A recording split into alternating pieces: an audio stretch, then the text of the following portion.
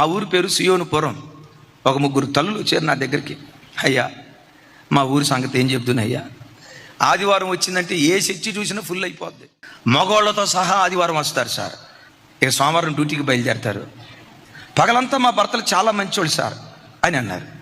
పగలంతా మంచోళ్ళు అవటం ఏంటమ్మా అంటే, ఇక రాత్రి అయిందా సొక్కలు పడే సమయానికి సొక్కేసుకుంటారు.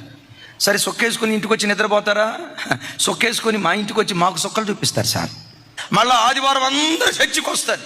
పేరు సియోనుపురం. సియోనుపురం ఒక్కొక్క ఇంటికి శాంతి Nilayam, Samadhana Nilayam, house of Bethel, house of Bethania, house of Bethsaida, house of paradise. పేర్లు బాగానే ఉన్నాయి. ఏ ఇంట్లో చూసినా తాగుబోతులు.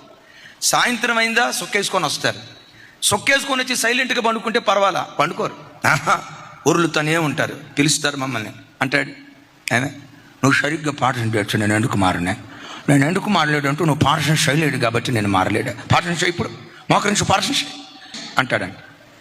ఆ బిడ్డ నిద్రలో నుంచి లేచి మోకరించి దేవా భర్తను మార్చు, దేవుని భర్తను మార్చని ఆయన ముందు ప్రార్థన చేస్తూ ఉంటే పట్టమని గుర్తి అంటాడంట.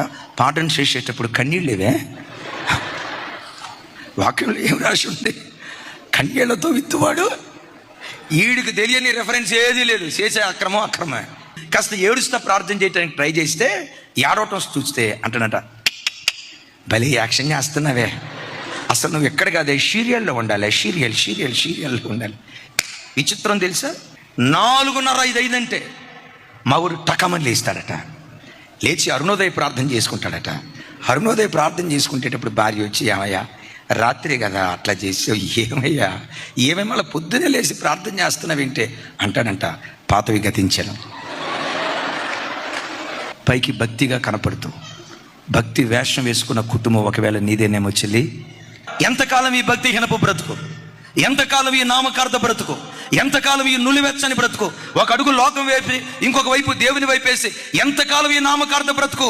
ఈరోజు దేవుడు హెచ్చరిస్తుండగా బ్రతుకు సరి చేసుకున్నావా, ముళ్ళు దేవుడు విరవటం ప్రారంభిస్తాడు. నువ్వు మౌనంగా ఉన్నావా, ఆనంద గృహమని పిలువబడిన నీ ఇల్లు, నేను చెప్పించట్లా, నీ ఇంట్లో ముళ్ళు మొలుస్తాయి, జాగ్రత్త.